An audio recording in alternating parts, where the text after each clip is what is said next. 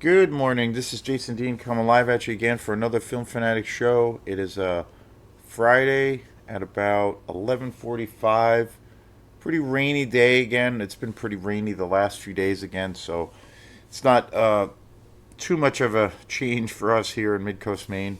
We had some very nice weather, but hopefully it's going to clear up. But anyway, hope everyone's doing good. I've been making it through a bunch of new videos. I got a lot of stuff down the pike, and I've been making my way through doing these newer shows. I It's been a little bit more of a challenge to do them every day. So I've been kind of running out of time during the day to make the videos. So I've been switching things up, and I made a series of videos at night, and then I've been uploading them at during the day or the next couple over the next few days. I just uploaded today this morning the new video or review of the new Omen, the first Omen. So check that out. I saw that in the theater earlier this week. Overall, it's a pretty fantastic movie, but it does suffer from some pretty well. The ending, I think, is really a turnoff. So it's a pretty mixed bag. Overall, the movie's very good and surprisingly good. But anyway, check out that new show. I try to always, whenever I go to the movies, I always do, whether it's a good movie, or whether I have a good time or whether I have a bad time. I pretty much always do a show on them, just because, well, it's one of my favorite things to do, and I don't, for just various reasons, I don't get to go to the movies as much as I used to. But I'm excited. There are some good movies coming down the pike that I'm very excited about. So I will be, hopefully going to the movies more and uploading more shows around that experience. I just recently went to Bull Moose, actually last week, and I've been buying a lot of movies. So I've been focusing on trying to cover those movies, and it's been a blast. I just did an interview show also, and I have another interview show coming up here on Film Fanatic. So check those out. The one I just did one with Dr. Heather Beers, who is a pretty amazing woman, music educator, really talented person in the who moved fairly recently to the Mid Coast area, and we did a show where we talked all about the movie Barbie that came out in 2024. We saw it together, and we had this whole kind of experience around it. We basically talked about the movie, and we reviewed it, but then talked about a lot of more or less the subject matter of that movie, and it was a really fun show, and that's been up for a few days. So check that out. And there's going to be another interview show coming up probably next week. I have a couple of guests a for the coverage of this movie, or I should say, it's more of a skit comedy show. Lens, and friends Lenny and Aaron put together this really wacky kind of comedy skit show, and I did a review on the show on the actual show yesterday, and that's been up. I put it up yesterday on Film Fanatic. And next week, I'm going to be interviewing them, so I'm really excited. I'm going to be going to their place, to their house, and I'm going to be doing like a sit down interview with both of them. I'm really looking forward to it. So we're going to be filming it on Monday, and then I'll upload it, shortly after. So stay tuned for that. So today's show. Oh, and also one other thing. Tonight at 7 o'clock, Quantum will be playing a show. We're going to be opening up for the Button Men, which is this really fantastic electronic band from Portland, Maine. We're going to be opening up for them at Hey Sailor, which is such an amazing local music venue, really great restaurant. So if you're around, showtime is at 7 tonight. So yeah, so stay tuned for more events. I will be doing some more plugs and shows around Quantum. We got some things coming up, and so. But today, getting now we're getting to the meat and potatoes of today's show. I I went to Blue Moose on Monday. Was it Monday? Yeah, I think it was Monday. Maybe it was Tuesday. I think no, it was actually Monday. It's kind of a blur. But I went to Blue Moose on Monday up in Bangor, and I made a killing. I got so many killer movies. Super excited. And one of the movies I ended up buying, and I had seen it in the shop quite a few times, but I was like, you know what? I need to buy this movie. It was really cheap, and that is the classic '80s movie Ghoulies. This movie is it's one of the ultimate kind of monster B movies, exploitation movies of all time. This was a movie of my youth, and this edition of this movie is just amazing. This is one of the best new releases that I've gotten in a really really long time. The transfer of this movie is just spectacular. It looks exquisite on Blu-ray. I had not seen again. Ghoulies was a movie, and it also became a franchise. It was a movie of my youth. I used to see it all the time. It came out in 1984, and it was directed by Luca Brevacci.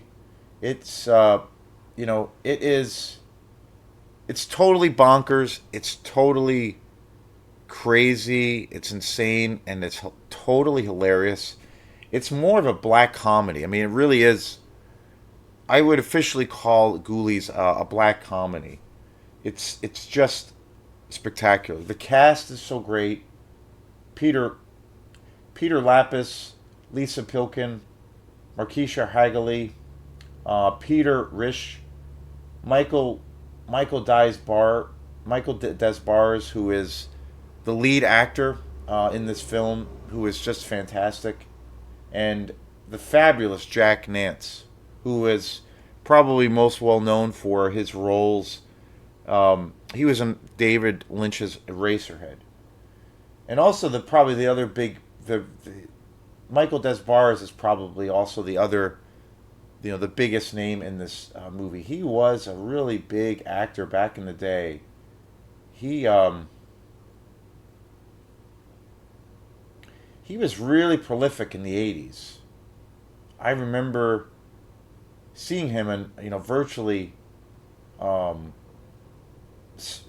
well, I should say a ton of movies in the '80s that came out. Pink Cadillac. He was also, I think, one of the villains in the TV show MacGyver, which is hilarious. To Sir with Love in the '60s. He was in a whole bunch of movies. Catch the Kid in 2004. Night Flyers in 1987. Really prolific actor. He was also a There was also a documentary about Michael Des Bars, who was also a rock singer, and it came out in 2014. And such a cool guy. He was a musician and an actor, and did lots of different kinds of films. But he has this certain kind of I don't know, sense of style, and he definitely has that rock star charisma. Kind of similar. He kind of reminds me of like Jared Leto, who is a rock star, but then he's also a really good actor, and he's got some versatility. He's got that kind of charisma, and he brings it to each role. But really, really great. The special features on the Ghoulies is just phenomenal. It's one of the best special features collections that I have come across in recent time, or that I've been fortunate to buy.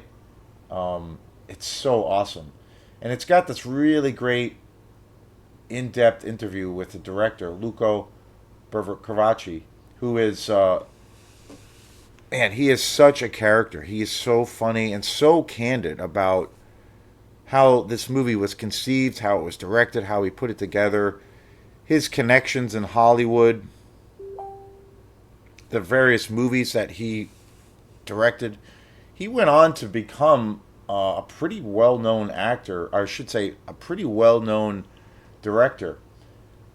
And the Ghoulies was like kind of his launch pad as a director. And I always forget too, Ghoulies, even though it's just like super low budget, campy kind of B movie exploitation thing, like it kind of says everything great about the 80s. It made a shit ton of money. It was a huge blockbuster when it came out. It came out right around the time, I believe, when First Blood, the first Rambo movie, came out, and it actually did better in the box office, which was a big Hollywood movie with Sylvester Stallone. Really, really interesting. And it was a huge, huge movie. Um, Luco Bervica- Luco Bercovi also directed, the first one being Ghoulies in 85. I should say 80, yeah, 85. The Granny in 95, which was a more recent one. He went on to direct Ghoulies 2 and also Ghoulies 3. It turned into this big franchise.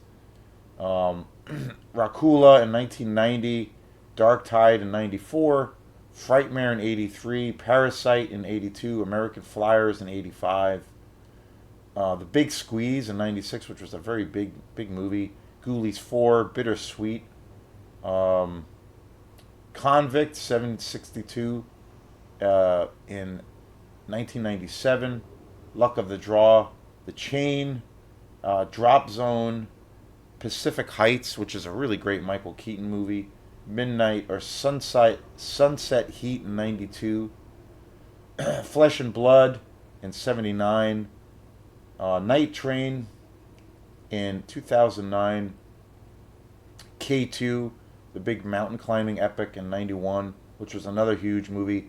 Another movie with Michael Keaton, Clean and Sober in 88. He also directed Orca, the remake. So yeah, just an awesome director. But Luca Percovi, his the interview he gives in the special features segment or component of the Ghoulies is just just awesome. It's like one of the most entertaining and kind of revealing and interesting interviews I've seen with the director in recent time. I love how he's like no bullshit, and he's so candid and open and honest about how he kind of creates movies and kind of what really happened behind the scenes as far as the Ghoulies and what they had kind of set out to make. Um, he also worked for a long time with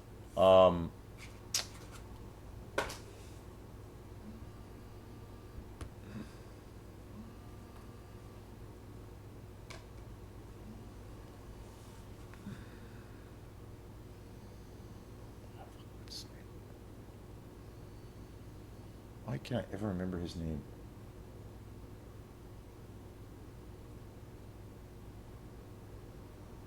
I can never remember his name.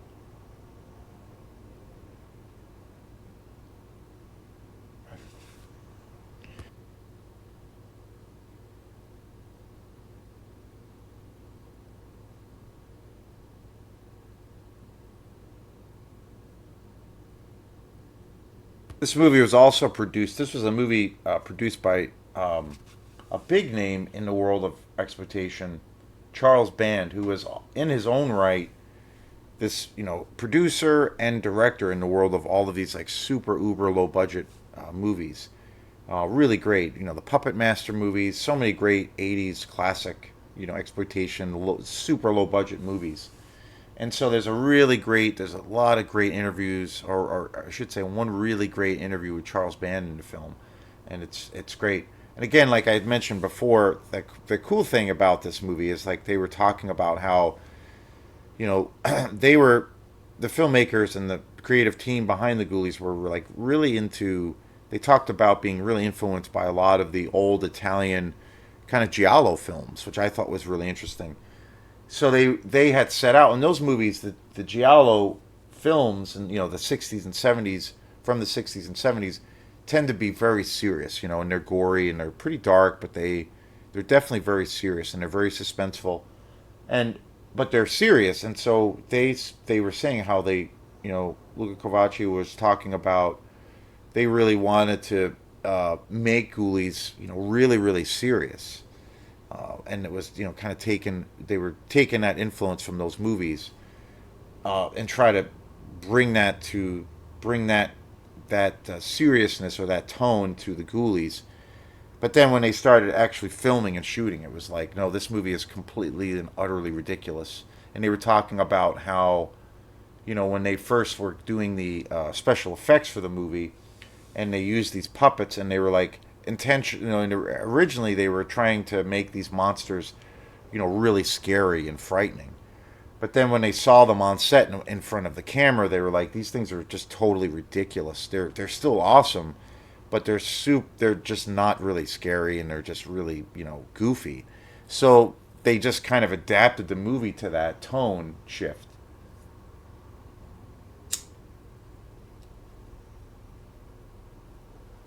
And then they just went for it. And then obviously the whole movie turned into more of a black comedy. It definitely has. I mean, it's still definitely a horror movie. It's got a lot of cool, which I totally forgot because I haven't seen this movie in years. And the thing that I loved about it was that I forgot that this movie is definitely very much like, kind of part of the whole like '80s, satanic horror kind of thing, of where that was that's always been one of my favorite, when you have some kind of satanic theme, or so-called satanic theme, where they use rituals and altars.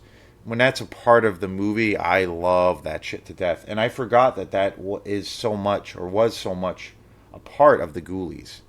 So especially around Michael Desbarres' character, who is basically this like, this warlock, and so who is responsible for these invocations that bring forth the Ghoulies, and that are these monsters. And it's great. It's such an awesome movie. I love this movie. They truly don't make movies like this anymore. And again, it's something that I've talked about before. That a lot of the times, it's a factor or a thing that turns me off a lot of the times to a lot of big Hollywood movies, especially newer horror films. Again, there are a lot of great movies. I'm not gonna ever probably never gonna ever fully play that card and fully say that, well, they don't make them like they used to, and they and say, well, they don't make anything good anymore, and it's just like, I just want to live in the classic world of the 60s, 70s, and 80s, because that's when the good shit was coming out. In my hearts of hearts, I kind of do believe that, and that's those decades are always my go to. But I do think that there are good things that are still coming out, but I find it harder to find them. I find it harder to find movies that deliver, kind of at this level. And not that, I mean, this movie is pretty extreme in certain ways, because it's like a full on kind of slapstick comedy with horror elements and a little bit of a sci-fi element, if you will. And it's kind of gory too, and it's got it's got some scary moments, but it is it's really this over the top kind of oddball black comedy. And it's not that I think every horror movie that comes out now in 2024 needs to be a comedy. Not at all, because of course it's not going to work. But I generally think that, like, so many of these movies that are coming out are just so damn serious. Everything is like, they try to make everything as dark as possible, but it's not even where, I don't know, it's not even a thing of where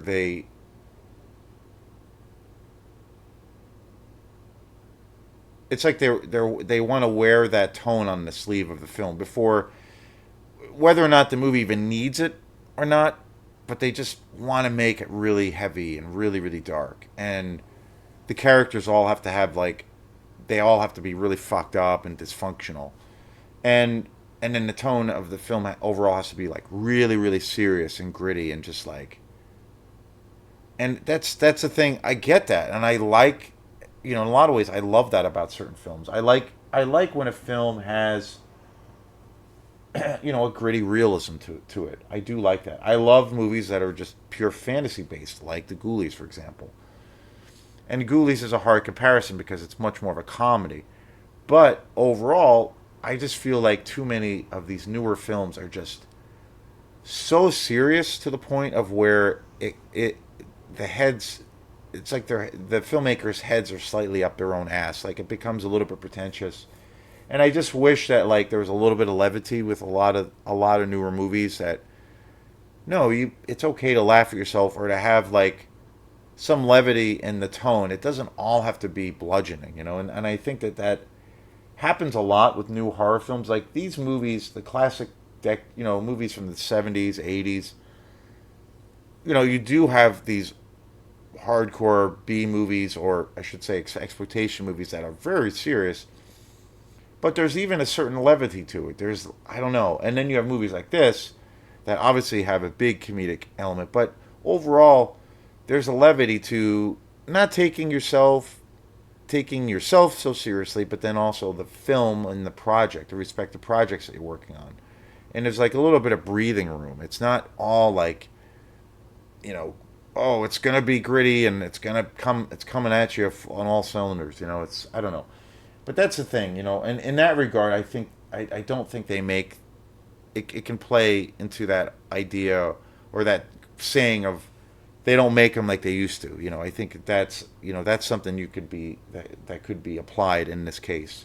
But anyway, 1985, what a fabulous year. This movie is just so kick ass. I love this movie to death. So excited that I bought it. So worth the price. It was really cheap at Bull Moose. Highly, highly recommend. It's an amazing Blu-ray transfer of this classic, and looking forward to watching it again.